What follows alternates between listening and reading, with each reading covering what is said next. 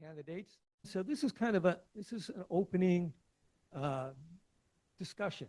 You might even want to face each other. Don't feel free to face each other, challenge each other, agree with each other, maybe try to reach a consensus on certain things, and we'll just see how it goes.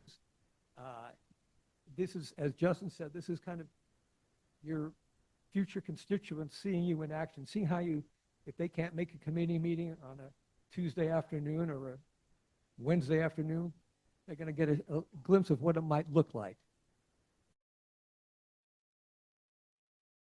Okay, here we go. So this is the first topic, and according to my notes, this is prepared very, sorry to have my back to you. According to my notes, this topic across the board in Ward 2, 4, and 6 was the most, the subject raised most by all the people who registered to these forums. And the topic is homelessness. Riverside has spent tens of millions of dollars over the past several years trying to address homelessness. Some efforts have moved people into housing, others have caused and drawn sharp criticism. The city's own count shows that homelessness is up more than 50% since 2022. So the question is, what is your philosophy? Not your plan, not your 5-point program. What is your philosophy about homelessness? What is the city's most basic fundamental obligation to someone living on the street? And where does this obligation end? And assuming that obligation is met, what do Riverside residents deserve in return? I've got the mic, so if it's okay, I'll get this thing started. For me, prevention is the key. And I take a pragmatic approach to these things. If we're going to solve a problem, we have to identify first what is the problem. What's the cause of homelessness? The leading cause of homelessness in Riverside is not drugs, it's not alcohol, it's not laziness, it's affordability. Houses cost too much, we don't have the incomes to support it. Affordability is the issue. So how do we solve that? We build more affordable homes, we provide more living wage jobs. In addition to that, on the prevention side, one of the leading contributors to homelessness is our foster kids aging out of the foster care system.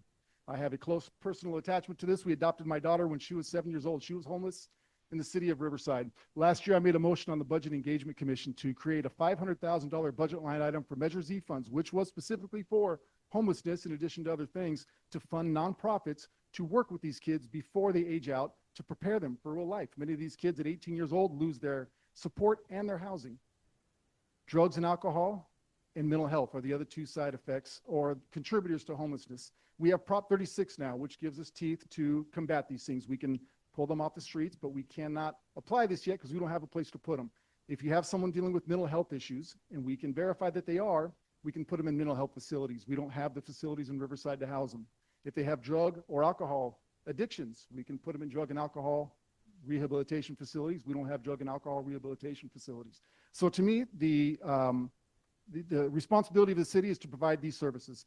Number one, the prevention for the kids most at risk, drug and alcohol facilities, and mental health facilities. Well, I'm not going to use the mic. Too much incorrect information there, ladies and gentlemen.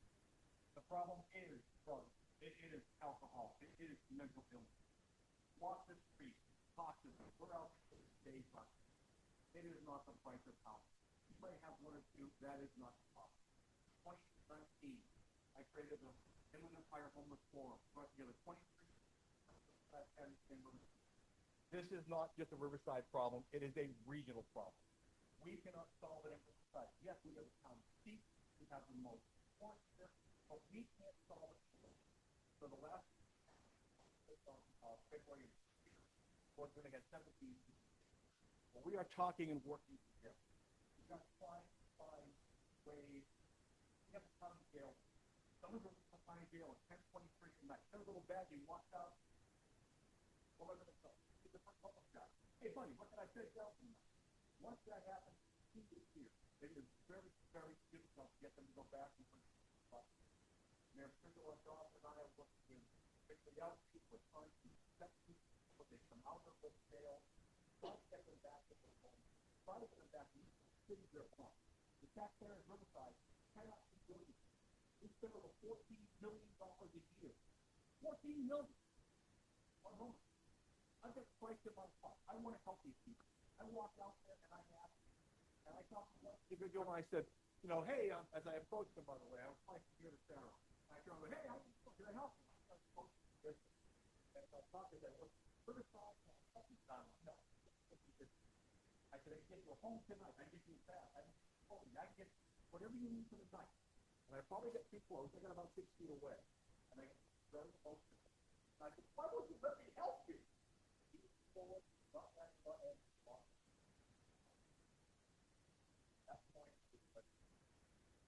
So what we're doing now is, this is my goal. This is what I'm trying to do. I'll ask you once if I can help you. You say no. We'll come back a second time. I'll come back a third. You say no that third time. We're going to find a way to move you out of our city. That our people do not shit our businesses, our neighborhoods, the park.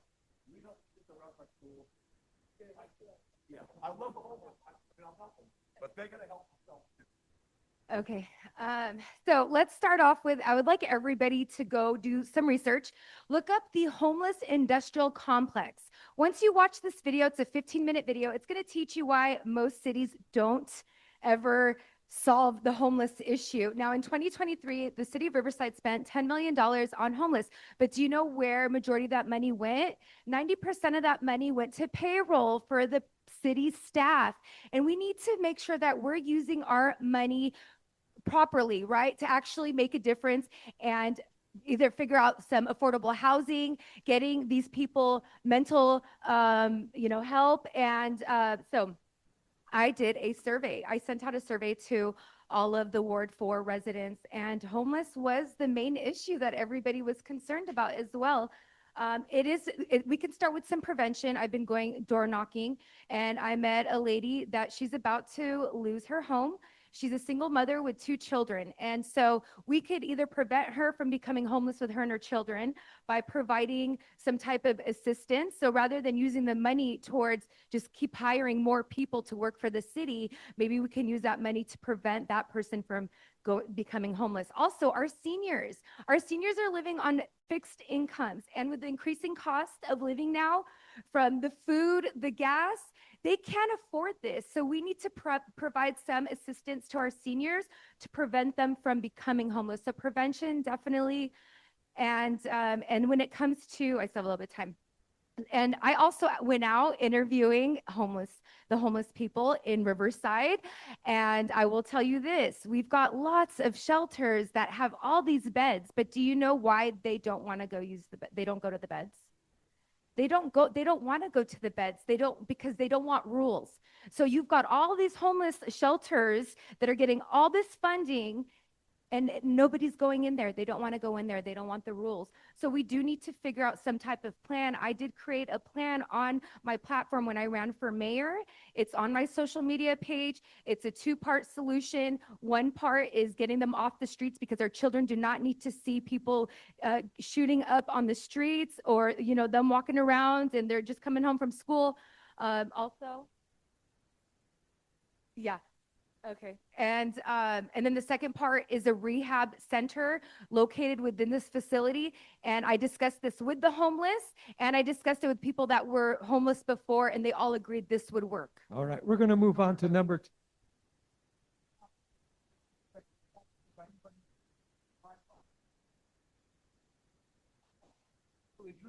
They turn to drugs to stay awake at night so they don't get raped and molested. Many of them turn to drugs to deal with mental health issues that they no longer have access to prescription drugs. Okay, we're going to now It's move not on to bleeding number 2. cause. That's okay. We got one out of the way. We're going to move on to budget, and this is how it works. See, this is a committee meeting. See, this is budget and fiscal priorities. Riverside's Measure Z sales tax revenue has declined for 2 consecutive years. The city says the general fund is under pressure, and the city staff has recommended tens of millions of dollars in cost reductions or cuts during the next 2 budget cycles. So you've been elected or reelected to the council. You get the budget, and sure enough, there's not enough money to pay for everything the city needs. What do you protect, and what do you cut or eliminate, and how do you make those decisions? 25-26 budget. It is a balanced budget. The 26-27 budget coming out is a balanced budget. We want the mic. I'll give you the mic, but I will point out that it is a balanced budget because it's a balanced budget is required by law. But the next two budgets have built-in structural deficits. Yeah, not all the budgets are balanced. It may be by law, but they're not all balanced. We are balanced right now. We're paying our bills for our revenue. You want to talk about Measure Z? Has the Measure Z income dropped a little bit? It might have because things are a little bit more expensive. People are trying to hold back a little bit. Measure Z is doing its job. It was voted on by the people. 70% of it goes to public safety. For the first time in 20 years, we have a fully staffed police department. I was the only guy there this morning. I went to the police promotions. We swore in 10 new officers. We are keeping on top of the city's police department. Measure Z is 70% to public safety. And that's what our job as government is, the health and safety and welfare of our citizens. The job of our government is to take care of the residents. The local government is responsible for taking care of the residents. And what is not mentioning in 2016 that they did not, the lack of transparency on the ballot about Measure Z confused everybody. It was supposed to be supposedly for public safety. Ms. Qattawi, read the statement that went on the ballot. Read the ballot, 70%. No, our money, the money did not go to public safety. It went to a lot of other projects. And right now, so the Measure Z that's going to be on the ballot this coming June, just know that there was a group of us that signed an opposition statement, and I was one of them because we need more transparency with our local government. They don't tell us everything going on. They just want us to sign off and say it's okay, but we're the residents. We should come first. And so Measure Z, say no to Measure Z. If The question is not yes or no on Measure Z. The question is, what would you cut if you're elected and you're presented with a budget that it has to be cut by millions of dollars? What would you cut? What would you keep? And how would you go about making those decisions? Okay, so if I were to cut any budgets, I mean, right now we've got City Hall's about to get renovated. Is that a priority for us, or would it be better for us to go and fix some of our roads? That might be something I would cut the budget on. We also have a lot of city employees that are getting paid $300,000, $400,000 a year. Is that right? Is that fair? Do you guys think that's okay? That's our money. That should go towards fixing the things that we have issues with, like the homeless issue, the roads, the traffic, figuring out a solution for the traffic. We have a balanced budget, but to balance that budget required $18 million in cuts for next year. In that $18 million were cuts to our road improvements. Last year, Riverside improved 51 miles of roads, and they're touting it as a big thing. We did not improve enough roads to maintain the grade we have now, which is a poor grade. Moreno Valley did 150 miles, Corona did 100 miles.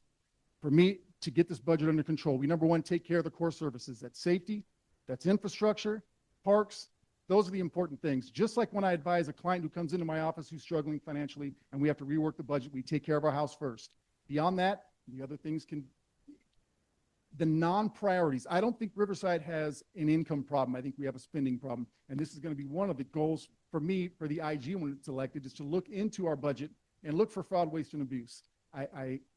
Without breaking down all the things, the minor expenditures, and if you went through it, you'd be a little surprised, I think, at the money we spend, but we prioritize the necessities. That's our safety, that's our roads, that's our parks, and our infrastructure. This is live social media. Too much false information coming out, ladies and gentlemen. City Hall is not being renovated, number one. Number two, we met with everyone. If you went to the candidate workshop, they said they were renovating. They are not renovating City Hall, just so you'll know. They were doing some work on the first floor. That's not renovating City Hall. Secondly, we met with every one of the directors, and we'll use the Public Works Director. We called him in. What can you cut? What can you keep your service rates at? Give us what we need, and what can you cut? He came back with his cuts. He had enough to do. He said, yep, I can get by without having that. That's how you balance a damn budget. It's how you balance your checkbooks. You do the needs before the wants. And every one of the divisions, every one of them sat there, and we got the 18 million we needed in cuts to keep the budget balanced. So if you're asking, what am I going to cut? We don't need to cut anything. We are balanced. We're doing parks. We're doing streets. We're doing fire stations. We're doing police. We're doing work for the people. We're paying the residents. We don't need to cut anything because we got a balanced budget. Well, I met with the city manager a month ago, and he said that the city's already 5 years in of spending. So we're Measure Z's coming in so we can try to figure out all the money we already spent for the next 5 years. So, all right. In this balanced budget, the city of Riverside invested $3 million into homelessness last year. Some consider it the most pressing issue in our city, $3 million city budget. We invested twice as much in homeless pets last year. $6 million in homeless pets, $3 million in homeless people. City money, Chuck, tell me I'm wrong. Tell me I'm wrong. I said city dollars. I said city dollars, city money, 1% from Measure Z, 1% from Measure Z, which on the ballot statement said for homeless services, youth services, senior services. How much went to senior services? 0. Youth services, 0. I know this because I asked. 1% went to homelessness. You're asking the wrong people because you're completely incorrect. Anybody who cares to fact check me, please feel free to do so. I'm not going to listen to lies up here and accept them as truth. Feel free to fact check me. You always say we're lying, but then if you actually go watch the videos of the last forums, you make us look like we're lying, but you're the one that's putting out false information. You're the one that's always lying, and everybody knows that. We'll give you the facts. All you're going to try is look at them. That's, Chuck, that's why we're up here, okay? All right, I think we've exhausted this subject. We'll move on to topic 3, housing and neighborhood character. The state is pushing cities to build more housing, not just affordable housing, but housing in general, homes and apartments. But Riverside has issued permits for less than 20% of the units the state says it needs. Yet residents across the city worry about what growth is doing to their neighborhoods. More density, more traffic, more corporate-owned rentals, and less of what made them want to choose to live here in the first place. So here's the question. How do you strike a balance between these two competing interests?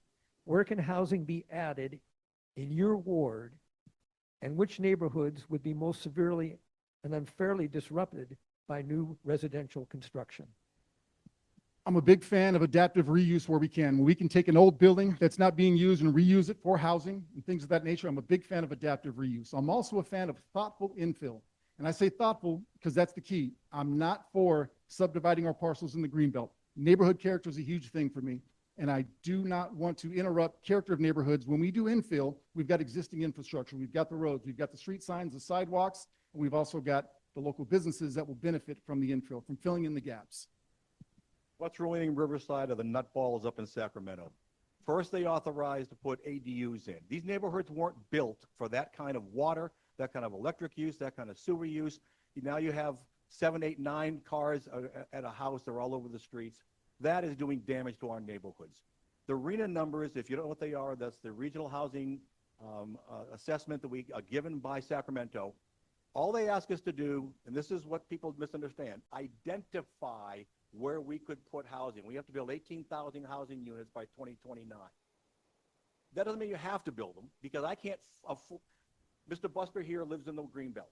If he wanted to sell his property, we can't force him to have houses built on it. That is not the American way. We are building houses. We've got out on Dauchi and Ferrari, we got some housing going in out there and working with a developer. We're building houses as fast as we can. You cannot force a developer to build low-income housing. He's not going to build it if he can't make money.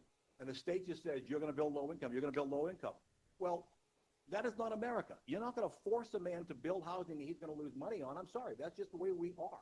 We're building housing everywhere. We are doing as fast as we can. Matter of fact, we've hired additional plan checkers to make things faster, because time is money. When a developer comes in, he can get his stuff out of there faster. That's what we're working on, working hard to do it. Stop hiring planners and let's put that money towards actual good use for the community. And I just wanted to correct you. It's by 2028, since you always like to correct everybody else. So RHNA is required by 2028. Riverside County has to have 42,000 homes built. In Riverside, we're required to build 18,000. Do you guys know how many we've built so far? I think it's like 42. at 18,000. That's ridiculous. What are we doing here? So my idea is, I grew up, it's a little story about myself. I grew up with my mom having a business connected to our home. And I would love to see that kind of structure built in, where they want to put the warehouses right next to the Grove Church. Maybe we could put like like shopping where there could be like little restaurants. Cause I know that a lot of the residents are looking for, more places to go. We're so tired of leaving our area. But then up above would be housing. So it was awesome growing up, being able to go from, being in the house and then going to see my mom while she was working. That would be a really great situation. So I'd love to see something like that within Ward 4. So what do they call it? Mixed use properties. But yeah, we got to do something, because if we don't, the state is going to come in and they're going to decide what to do with our land. And they're going to tell us where we have to build affordable housing and so on and so forth. So it's by January 1st, 2029. I'll give every moment to the builders to do what they can. So if I'm concerned, it's 2029. As to the question, thank you, about where in your ward can you envision housing being built, the housing that we need in this city? Is there? Delchi and Ferrari right now, we got units going in up there. I met with the developer last week. Developers are getting all our money, by the way. All right. Does anybody have anything to add on this one? Okay. All right. We're running a little ahead of schedule. That's good.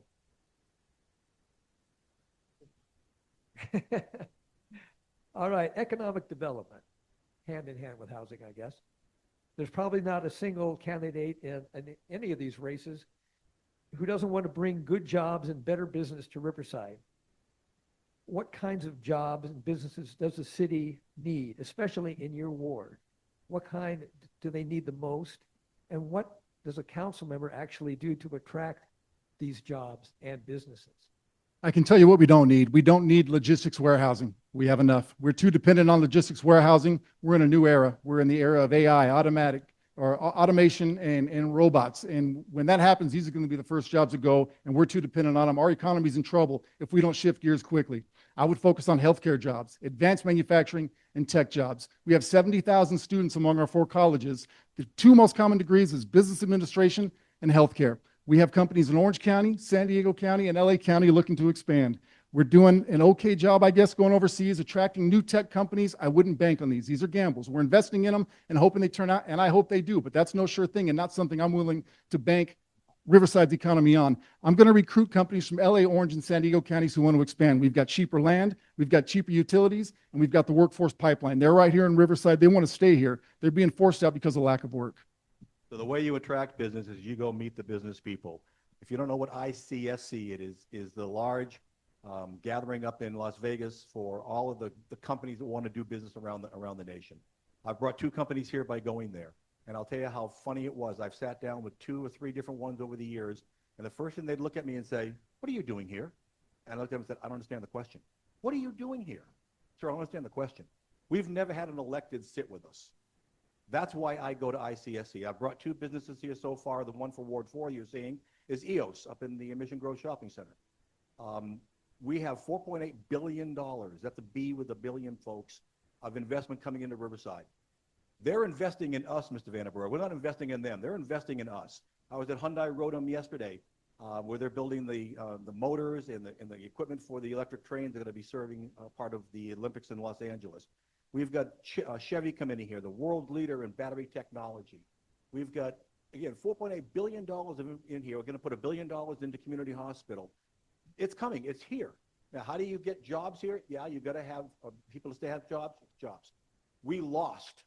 Hear this now. We lost a Fortune 50, not a Fortune 500, a Fortune 50 company up on the plateau, and we lost another manufacturing company that was manufacturing medical devices.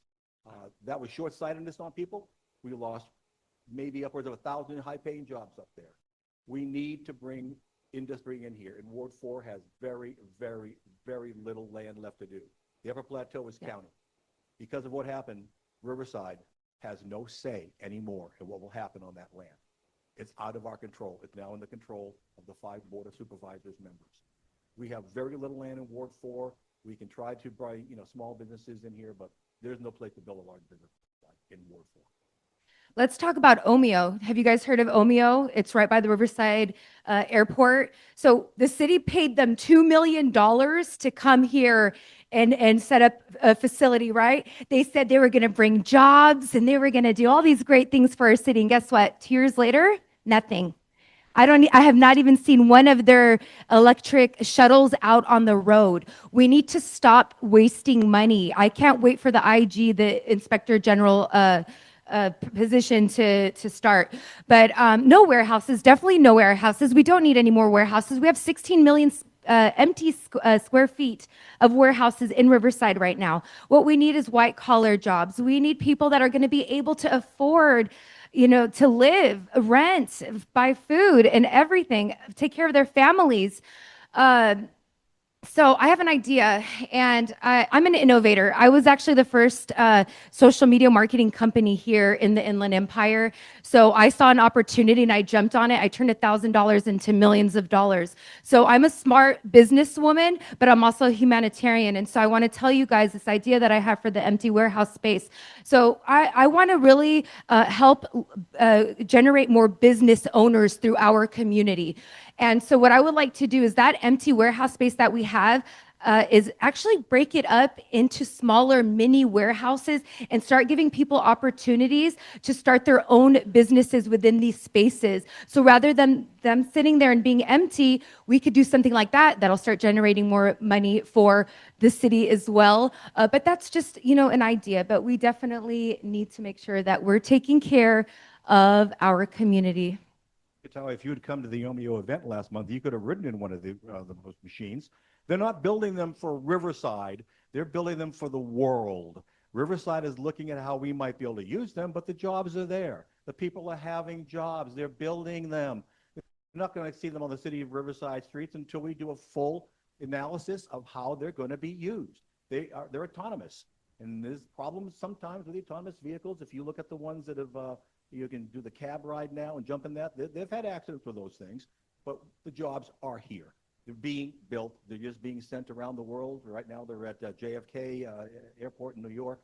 So they're here and they're making money for us. Just to correct you, did we not make an investment in them to come here? Yes or no? Because I'm certain we did. And you just said they invested in us. Well, they did by coming, but we invested in them to get them here. That's how we attracted them. Response to that? No, did we help them come here? Yeah. It's called return on investment, long term. You get the jobs here, you get the people here. Those people live in Riverside, they're spending money in Riverside. It's called ROI, return on investment. Anyone else have to do it? Okay. All right. Now for the fifth and final roundtable discussion.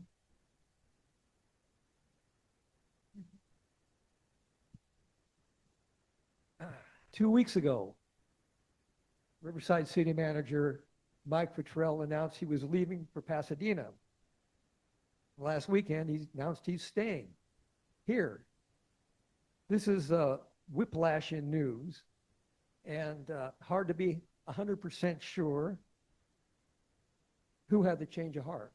The city manager, the Pasadena City Council, both of them. But the underlying question is not news. Riverside has had 5 permanent city managers since 2005, with an average tenure of 4 years, which is roughly half the national average and slightly less than the state average. Until last weekend, Futrell would have been the 3rd consecutive Riverside city manager to leave for the same position in another California city. But now here we are. So the question is, do you support Mr. Futrell's decision to remain as city manager? If yes, why? If no, why? And more broadly, what do you look for in a city manager? So Mike Futrell and his wife, Susan, came to our Neighbors Better Together meeting this past Sunday, and he spoke about what happened. And it seems that Pasadena got word of his wife. So really, at the end of the day, this is his wife. She is so involved within the city. I don't know about you guys, but are you allowed to bring your significant other to your job? Because, in my business, I wouldn't let any of my employees bring them, but she's intertwining herself with all the staff, and she's asking them for donations. She's doing inappropriate things with these, with the city staff. And I think that us as a community, we should make sure that we stand up and we say something about this, because she is affecting how our city is working because she wants to be there and involved. That's not her job. Her husband has a responsibility to take care of our city, and we need to make sure that he is clear and able to do so. But I believe that since he already said he was going to leave, he was already out the door. I don't feel that he's going to give us 100% at this point. Once you step out of something, he was ready to go somewhere else. So he's ready to leave Riverside. I think it would be best, if he were to find another opportunity, and let's bring somebody in that is possibly a resident or somebody that actually has a connection with our community that is going to stay long-term and make decisions that these decisions that he's making are going to affect us 10, 20, 50 years. But does he even plan to stay 3 years? I'll jump in on this. I am a fan of Mike Futrell. I'm happy he's staying. It's unfortunate the circumstances that led to him leaving and come back. Whether that means he'll remain loyal or not, that's not for me to say. I don't know what the man's thinking. The accusations against his wife, there was a letter written on behalf of Mr. Conder. And I believe she asked for a statement of facts, proof that any of these things happened, and that was not generated. So I'm not defending her. I don't know what happened, but I just do want to make the record clear that she asked for those to be proven, and they weren't proven. So at this point, it's all rumors as far as her involvement in the city. If Mike Futrell leaves, and I hope he doesn't, I support the man. I think he's got a great outlook for Riverside. He's an economic development-minded manager, and I like that. If he does leave, the question was, how do we retain the next one? How do we get someone to stay? For me, that's hiring local talent. You want someone who loves Riverside? Get someone who grew up in Riverside, someone who chose here before they got hired for that job. We keep hiring from other states. And what's going to happen? The next good job that comes around, they're going to leave. And that's what we see. And it's hard to blame anybody for doing that. They're moving up. They're making more money. They're taking bigger roles. I don't blame anybody. You want to keep somebody, hire local talent. That would be my input. So again, clueless. I signed the letter written by the city council as the active then mayor pro tem. That was my duty and my responsibility. They're not going to like the rest of this. I cannot talk about the Futrell issue. Personnel issues are guarded by state law, and I cannot talk about it. But what I'm looking for in a city manager, I have only been involved in the hiring of one, and that was Mr. Al Zelenka. When you work with the headhunter groups, they'll tell you flat out, the average life for a city manager is 3 years. We've actually been right about on the cusp. It is the average. You just look at it. We just met with Murray and Associates, but you can talk to WCBP, any of these ones we deal with. That is the life of it. What I look for is a person that has stability, a person that has understanding of financing, because Mike Futrell, and we've worked great with him about getting the balanced budget, a man that has a background in development. And for those of you who don't know, Mr. Futrell has worked at the city, the state, the federal level throughout his career. He is the real deal. I love Mike. Mike's a Navy man. I'm an Air Force man. He's the squid. I'm the armchair. We love each other. I think Mike does a great job. But as far as what's going on with him, I am precluded by law to speak about it.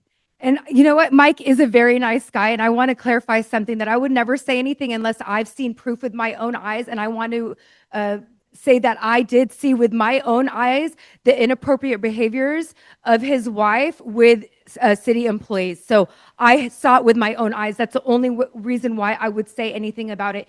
If he's going to stay, he needs to make sure that his wife gets out of the picture and lets him do his job. A question to Councilman Conder. Even though you say it's a personnel matter, it sounds like you do support his decision to remain city manager. Can you say that much? I cannot say either way. I cannot confirm or deny.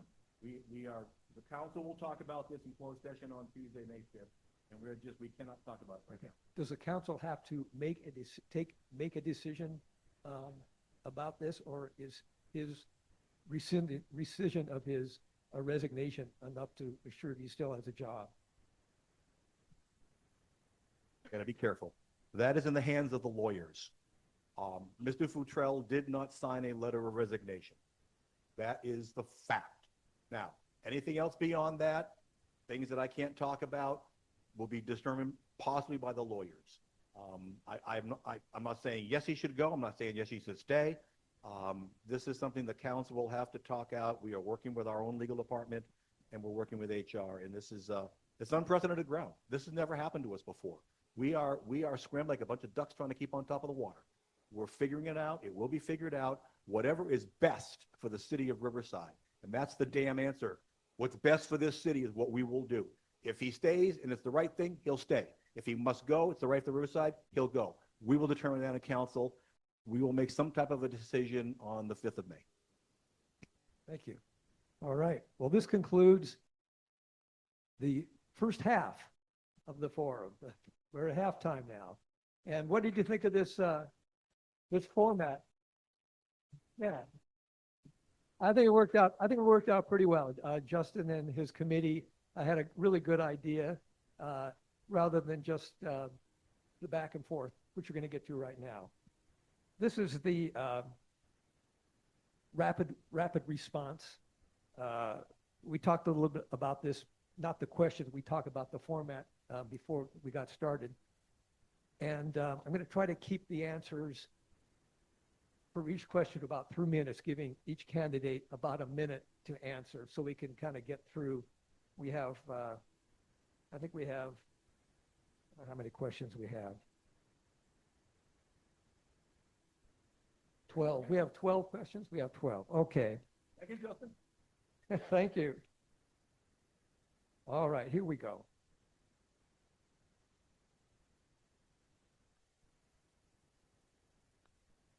All right, the first question is warehouses and the March Air Force Base, former March Air Force Base land.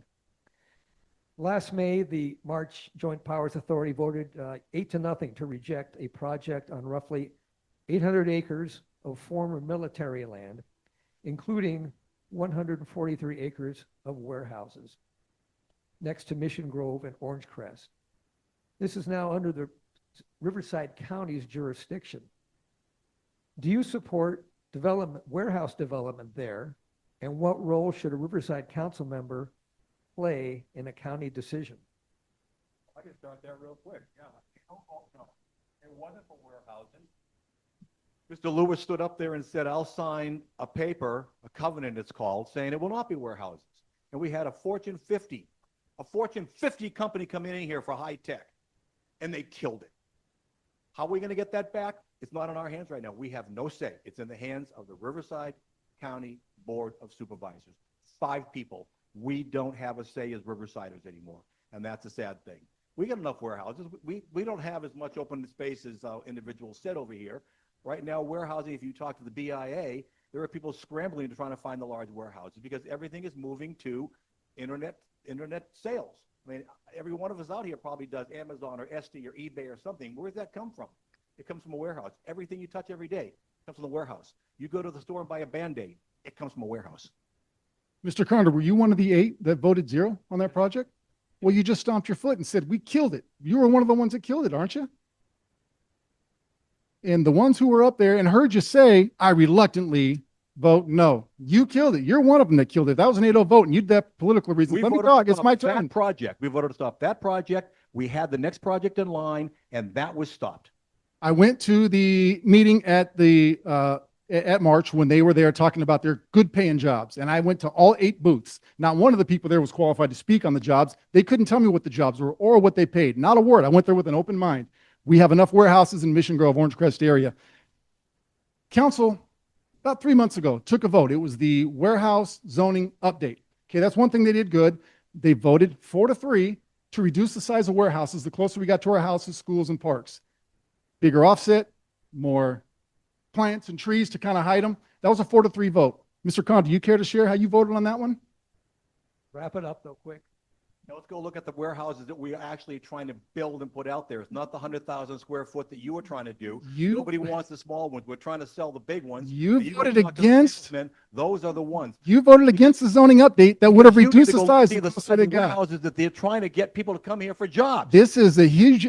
I've knocked on folks 10,000 doors. Tomorrow I'll hit my 10,000th door personally. The number one issue up in that area is warehouse development. If you are elected to city council, you're elected to represent your constituents. Your constituents overwhelmingly do not want these mega warehouses in their backyard. Whether you're the smartest guy in the room or not, you're not elected to be king. You are not elected to be king. You're elected to represent your community. We're going to move on. You have a minute? Yes. Okay, thank you. Yeah, so no warehouses in Ward 4. That is definitely the census from all the residents. I'm also door knocking, and I actually sent out a survey, and I wanted to give you my results. When it came to warehouses, I asked my constituents, did they want a continued expansion of that property right next to the Grove Church? And 17% said yes. 73% said no. 10% said unsure, and 5% said tell more. So we're going to say about 15% don't really know what's going on. So they don't want to make a decision, but 73% of the residents don't want warehouses. And this is the responsibility of a city council person, is to represent the residents first.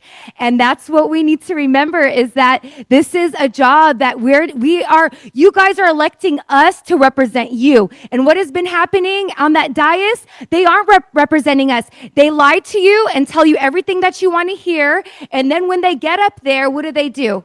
They vote against everything they ever promised you. And I believe that should be illegal.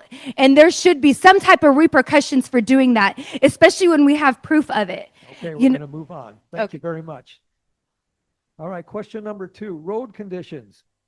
Big rigs on Van Buren and Washington, potholes on Victoria, truck ordinances barely enforced.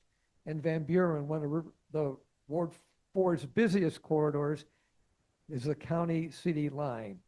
What is the single most important thing you will do on Ward 4's roads in your first 6 months?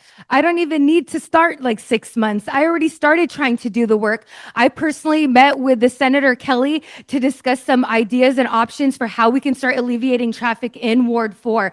It is getting really busy, and what has happened is that the city has poor planning skills. They have not planned for the growth of our city, and now we're dealing with lots of traffic. And so one of the things we discussed, and I saw somebody write this on the board too, is the 60 and the 215. We need to get involved with Caltrans. We need to speak with them. As a city and taking care of our residents, we need to make sure that we start reaching out to them.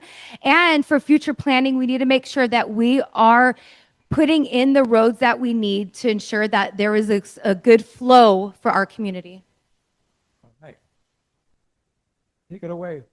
Sure, we need to prioritize our road repairs. We have done a poor job investing in our roads. We don't invest in the maintenance, and then the repairs become much more expensive. That's one. Number 2, we need enforcement, traffic enforcement up in our area. We're one of the safer areas in Riverside, and because of that, we don't have the same police force in our neighborhoods. The other big complaint I hear when I'm walking, the safety issue is not necessarily break-ins, it's traffic. It's speeders, it's red light runners. Most of the Greenbelt doesn't have sidewalks. These folks are walking on the side of the road and people are speeding past them. That's an issue. For me, it's traffic enforcement. We need to get them up there. We need to get them popping these big rigs who are driving up and down our roads. They're doing the most damage to the streets.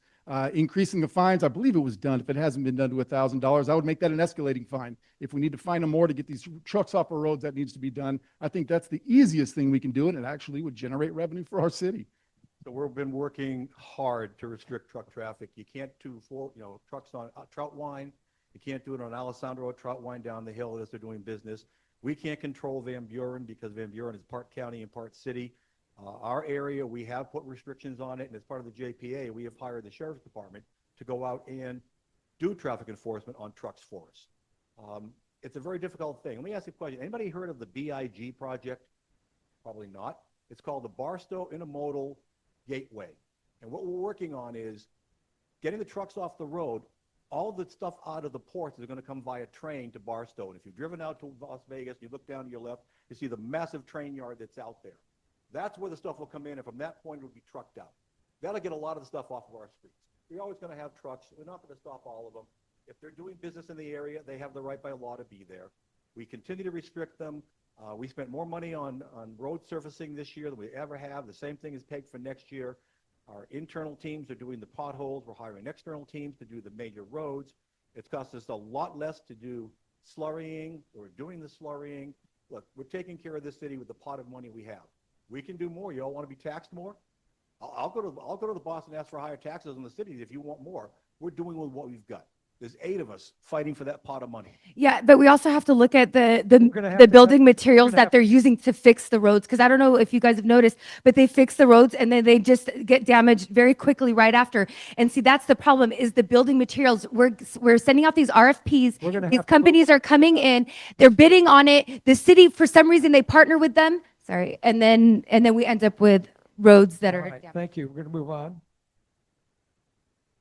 Question 3, the Green Belt and Prop R and Measure C. And just to welcome the Green Belt into Ward 4, this is kind of a recent development. Proposition R and Measure C have protected the Green Belt from developments for decades, since 1979 and 1987. Are those protections strong enough or too strong as written?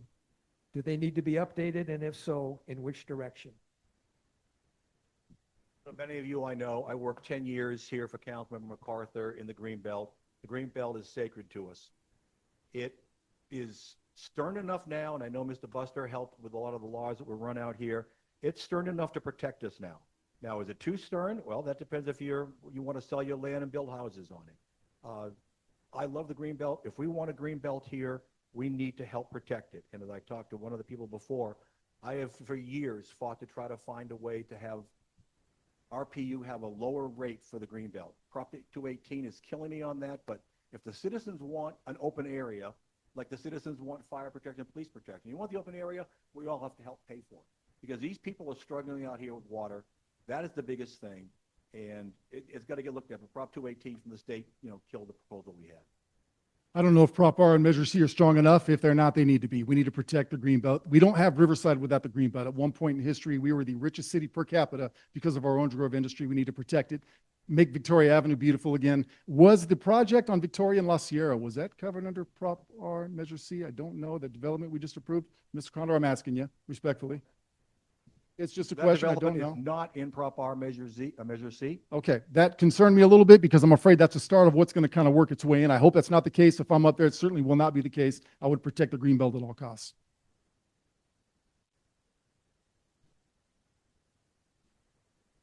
Like they always do, right? Yeah. So we need to protect the green belt. And actually, I was speaking with a lady earlier.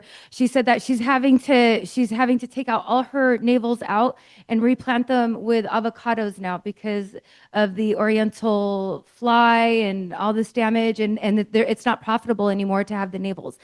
Riverside is known for oranges, right? So it's kind of sad to hear that. But we need to make sure that we take care of our farmers and our farms, and they're part of Ward 4. So I would definitely commit to doing whatever I can to help them. Yeah, real quick on that project. It was defeated by the Planning Commission, and it came forward to the council. We sat with the lawyers, and the lawyers actually had to tell us, if you cannot find findings by California state law, you have to approve this. We had no choice. We could not find the findings. There were none there. And we battled back and forth with the lawyers. And I'll be the first to admit, I ain't the smartest bulb in the bucket. I look to experts. I look to hire experts. When an expert looks me in the eye and says, buddy, you got no damn choice. You got to do this. Yeah, I got to hold the nose and do it. Moving on, police presence. 92508, anybody from 92508? Okay. 92508 residents say police presence in the Mission, Grove, and Orange Crest is basically non-existent. A Ward 4 police substation has been on the table for years, I think since 2017, but never funded. Should that change? And if so, where does the money come from? Yes, absolutely. Public safety should be our priority. When we live in a city, we want to make sure that we are safe. And one of the survey questions that I did was about, I asked questions about anything, like just tell me anything that you're concerned about in Riverside. And one of them was Daisy Street. I don't know if anybody lives off Daisy Street, but from my understanding, one of our residents said that she actually, at 1 out of every 3 homes on that street had been burglarized. And what are we doing? We, as a city, we do need to make sure that we provide a substation in that area, and we need to make sure that until then, that we have a police force constantly going through those areas to ensure that we're safe. Ward 4 is known for, having the higher end homes, right? So there is, opportunities for thieves to choose those places to go into. So we definitely want to make sure that we protect that area. Your police chief, Larry Gonzalez, is one of the finest men you'll ever want to meet. He lives in Ward 4. He has been working to find ways to increase patrols, which we have. Tell you a quick story. If you all know where the CHP station is down here, they call the 840. Their commander came to me a couple of years ago and said, "You want us in Riverside?" And I was like, "Hell yeah, I need you in Riverside. I want you here." He said, "We can't be there anymore. We are tapped out. We have no room. We've got to find a place to move. We can't afford to do it." So I sat with him and I sat with the police chief. We talked about doing something, and I designed a station to go up behind the Grove on 13.9 acres. It would be a combination of Riverside police officers and the CHP. I went to the CHP commander because he knew there's only one station in California that has 2 stories. He goes, "Chuck, I don't want 2 stories. I want 3 stories. I need 3 stories." I redesigned it. We had everything ready to go. We had a meeting here. We had everybody in the conference room on the 4th floor. Guess who killed the project? Sacramento, DGS, Department of Government Services. They're the ones that killed that project. Larry Gonzalez wanted it. He was dripping through the mouth. He was so excited to have it. So was the 840 commander. It was killed by them. Your police chief is looking for ways to put something up there. He is trying to decide how to do it, where to do it.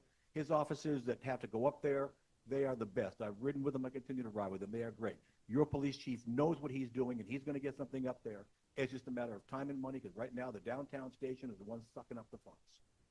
I'm not going to disagree with Mr. Conder here. Chief Gonzalez is fantastic. I did meet with him about 2 months ago. We met for about an hour and we talked about police presence in Ward 4. He said Ward 4 is not the biggest concern in the city. There are other bigger concerns, and he didn't have the staffing to cover the whole city. I understand now we're fully staffed.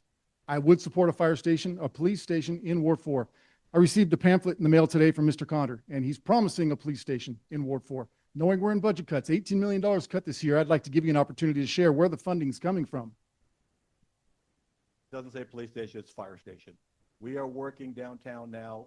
Your police will be moving out of the downtown. Now, wait a minute. In the next couple You of just, days. I've got the pamphlet in my truck. You're promising a police substation in Ward 4. Okay, it says we're going to get a police station in Ward Because 4. we are. The chief and I are working on putting something. I'm not going to police station. He's going to put something up there. I want If it's a a substation, police station to do too. it. I'm asking how are we going to fund it? We just cut $18 million. How are we going to fund this? Because you're making promises. You got to have a plan to how to fund it. Funding comes from Measure Z. You know, if you go and spend 3 minutes on the internet, that took 3 minutes to do. This shows you where Measure Z funds are. And 70% of it is, we've invested money in police cars, police helicopters, aircraft, personnel, equipment. Larry Gonzalez is going to get something up there when he can find the place to do it.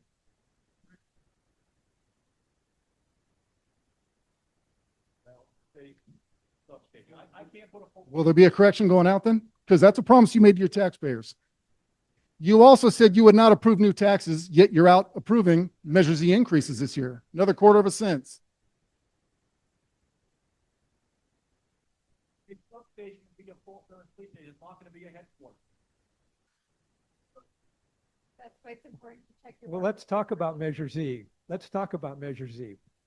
Measure Z was passed in 2016, scheduled to expire in 2036.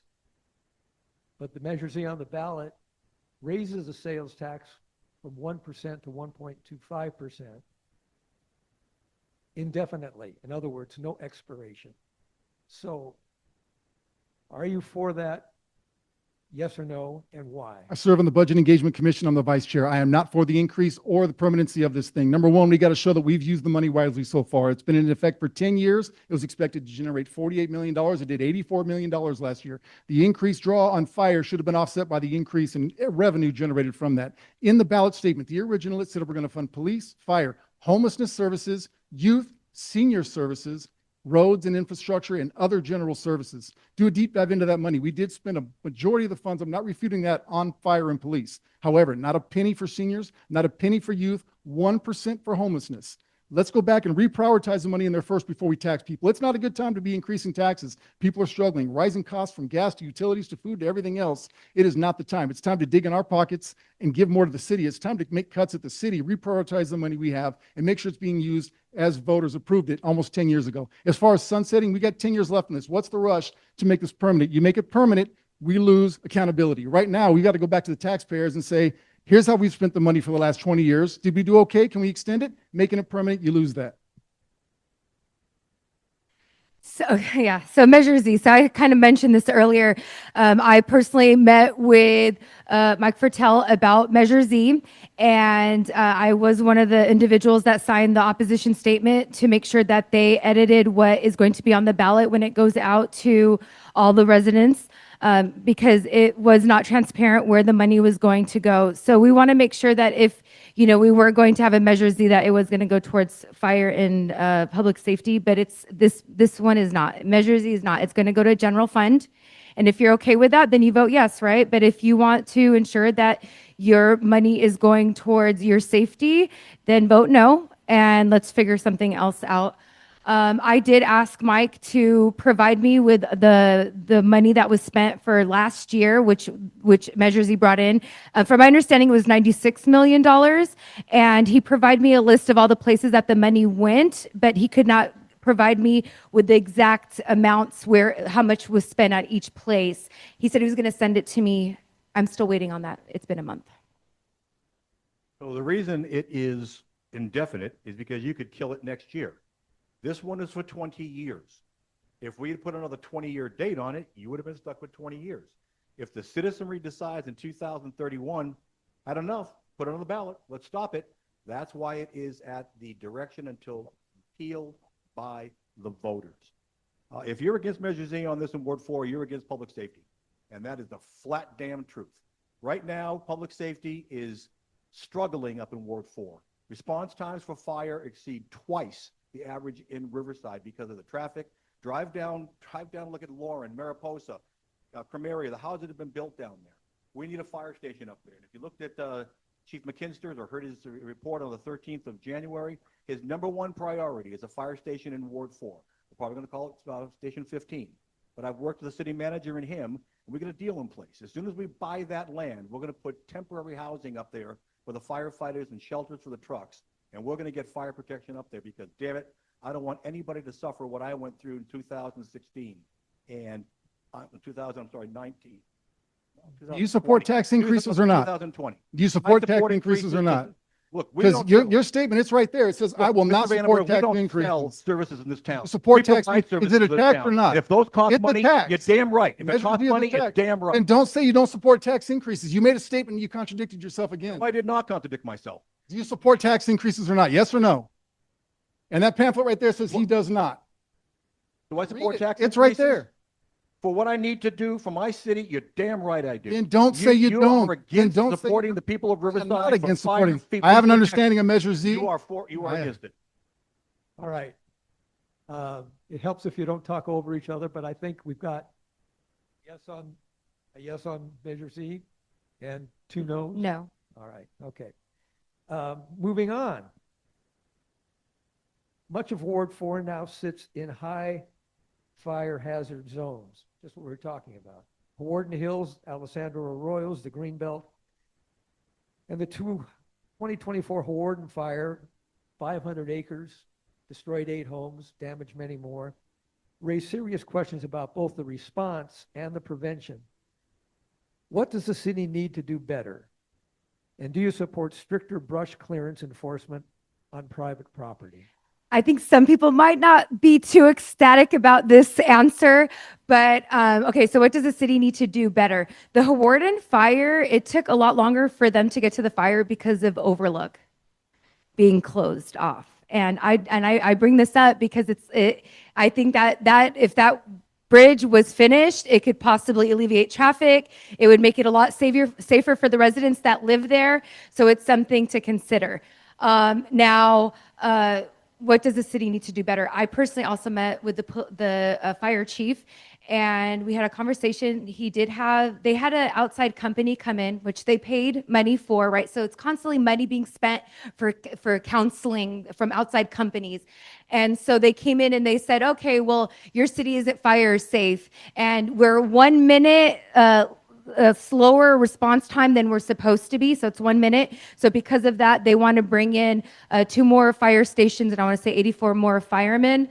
And so, so this is what they found, and it's very convenient. I just want to throw this out there. It's very convenient that this comes up when they also want to position Measure Z and let us know that we need to vote for, Measure Z's to protect us.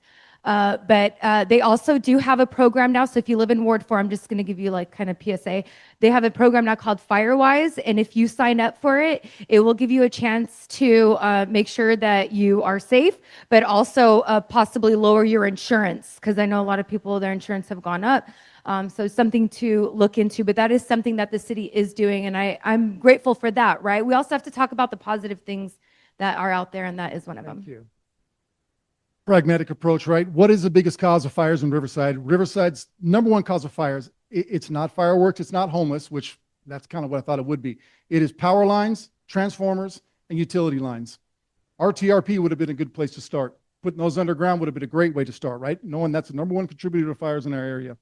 That aside, I would fully support brush clearance. We need a dedicated funding source for the brush clearance. Right now, we deal with issues as they get called. I took a walk just yesterday with a gentleman in the room, and he showed me some of the areas of overlook that are overgrown, fire hazards. We need to have a more proactive approach to clearing our brush hazards, trimming our trees, clearing the debris. Yeah, we need to get better at doing it, and the challenges are with the houses that back up to an arroyo. Part of that they can't get into because it's controlled by the Riverside Conservancy. Former fire marshal Qattawi and I, we worked, we talked, we put together the plan with the city, not me alone. It was our council in the city, but we need to do a better job of it because as the winds blow, houses are being built. Go out and look at the houses that are being built on the south side. They're like 10 feet apart. One house catches fire, it's going to run down the whole blasted road. So we've got to be very careful. We have to do the fire clearance. They're not telling you to rip your birds of paradise from in front of your house or the things. They're just telling you, just watch it. Keep the dead stuff away. Make sure you're trying to make your house fire safe. All that is good, but our house is mostly stucco. We've got a lot of the roofs are tile. We just got to do a better job of closing off some of the vents where some of the embers blew in on the fires from Hawarden, and it was a tragedy, but could have been worse, and we're very lucky God protected us that day. But what can the city do, right? And so there's an organization called CCC, and Senator Kelly told me about this. They will come out for free and remove brush. So why are we not utilizing that service? And it's free to us. Overlook Parkway, just as you brought up. The Overlook Parkway extension and the bridge over the Alessandro Arroyo it requires has been proposed, installed, and revived, kind of like a zombie, since the 1980s. Should this Overlook Parkway extension be built? Yes or no? And why?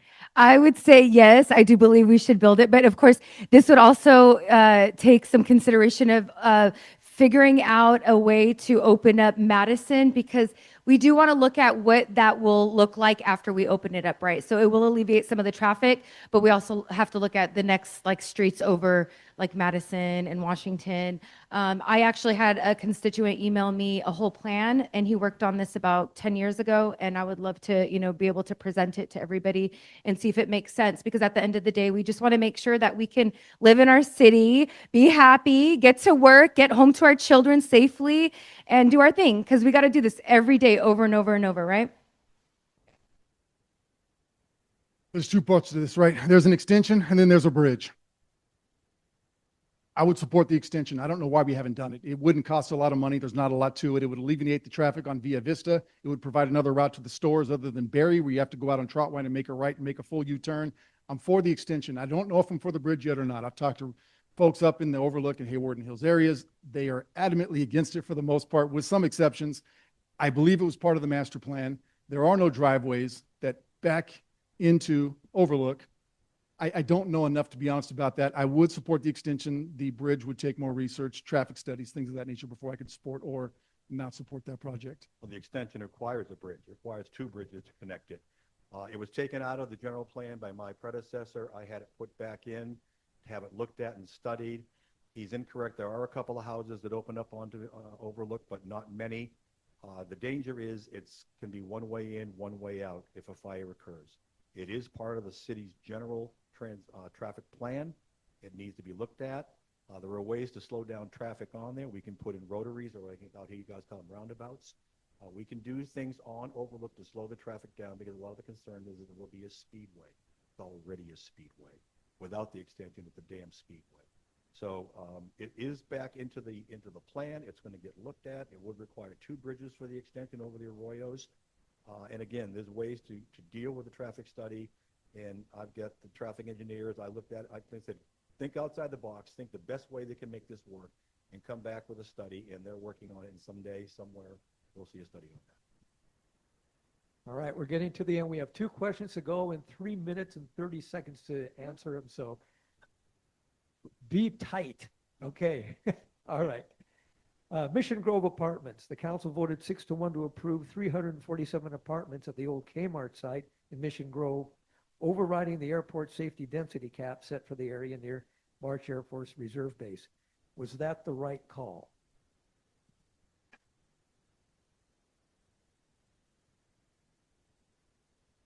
Infill projects I support. If we're going to build housing, that was an opportunity to do so. We were told by the councilman there was nothing we could do about the 4 stories, about the multiple units, about the lack of 3 and 4 bedroom apartments for housing. It was for family housing, which didn't make sense with 1 and 2 bedroom apartments, and the lack of parking. The folks at MGNA, Jessica serves on that board as well, Brian Lewis, they fought hard and got a deal struck with the developer that I think they were satisfied with. That's the way things work. When you come and you negotiate and you work with the people, you kind of get things done when you have a city that works together. We were told there was nothing we could do on that project. I never said nothing you couldn't do. The Anton Corporation that bought the land from the Rubin family, they came with the first plan, 347. That's what they wanted. Came back, groups worked, talked to Michelle, who now runs the company, and it's down to 214? Somebody knows the number? It was 214. Brian, the 214, Brian? Where are you? 188, down to 188. We need housing. This is top-line housing. The Rubin family does nothing but the best. It is a fantastic place. It's a place you can walk. The governor has ordered livable, walkable communities. You've got restaurants. You've got grocery stores. You've got entertainment with the movie theater. You've got the gym there. People will be able to walk and do things, and it's on the routes right to the highway. So it was a great place to put it. Michelle has got a great project going in there. I see her all the time. She has meetings every Wednesday with her team. It's going to be a great project. It was the right thing to do. I think it's a great place for a mixed use property, like I was speaking about earlier with the businesses and the homes above it. We just want to make sure that wherever we build, that we do have enough parking and that the streets can accommodate the traffic. So I think that what we're lacking in Ward 4 is like a Canyon Crest Town Center, and that's one of my visions for our area, is to create the mission, speaking with Michelle and seeing if we could create that within our ward. Who's ever been to Canyon Crest Town Center? It's beautiful, right? Don't you guys want to have one like that for us? So I think would be great if we were able to create that within that Kmart, shopping, living, and trails. And yeah, I think that'd be awesome. Okay, let's wrap it up. Thank you. All right, this is it, folks. Congratulations. You have been elected. You won the election, and now it's 4 years later, and you're running for re-election. Tell voters what you have accomplished in the last 4 years and why you deserve another term. I want to do it. Okay, thank you guys so much. So what I've accomplished. So first, I accomplished making sure that no warehouses were built in my ward. That was the most important thing, I think, one of them. I also brought in a fire station. I brought in a police station to make sure that we are safe. I was able to create a plan with Caltrans so they could work on the freeways, the 215 and the 60, so that way we could alleviate the traffic going on through Van Buren and on Alessandro and Troutwine. I've also helped bring a senior center because Ward 4 doesn't have a senior center. I've also brought farmers market events and started hosting community events for our ward for the children. Okay, and thank you. That was a lot of energy. I can't match that, Jessica. We have fine-tooth comb picked our budget. We've eliminated waste, fraud, and abuse. We did not have to increase taxes to meet our safety needs in the city. We did not develop logistics warehouses. We brought new jobs to the city. We met our housing mandates for low and moderate income housing, and we reduced homelessness in the city of Riverside. Wow. We have a balanced budget. We got a strong police force. We got a fire department, which is one of the best quality fire departments in America. We're bringing in business. We are safe. Our streets are in bad shape, but they're getting better. We get 88 miles, or more than that. We have 88 square miles of the city. You want trying to grab it back? Oh, I thought you were reaching for it. No, no, no. Okay. We are on the right path. We have a council that is working together for the betterment of Riverside. We had some challenges a couple of years ago. This council is working together. We got a great staff. Let me tell you, we have professional people downstairs that love this city, and they are working hard. And we go to them, and we work with them, and we're getting things done, and now is not the time for opportunists to come in and change the things that we're doing. It's working. We got business coming here, looking to come here. That's why they come here. Riverside's a great city. $4.8 billion coming here because people want to live here. We are doing a good job. We got good schools. We got good police. We got good fire. We got good places to be. We got great parks. All right, that wraps up, but not all. We're not done yet. We now have 60 seconds for your closing statements. So why don't we go in reverse alphabetical order? My name is Rich Vandenberg, and I'm a Riverside native.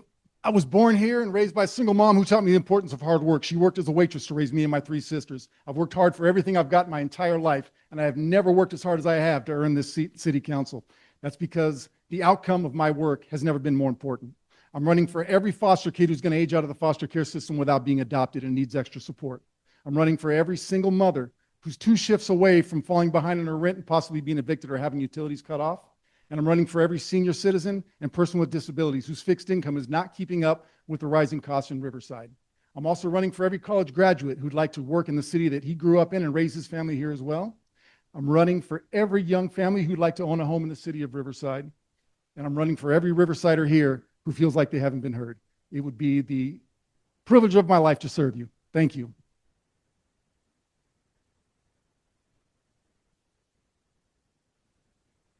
I'm Jessica Qattawi. I've been a 39-year resident of Riverside, lived in the same ward for 18 years, and I am the president of the Riverside Neighborhood Partnership. I'm on the board of the Mission Grove Neighborhood Alliance and the Neighbors Better Together. I sit at least 3 times a month with these community groups just to discuss the issues of the city.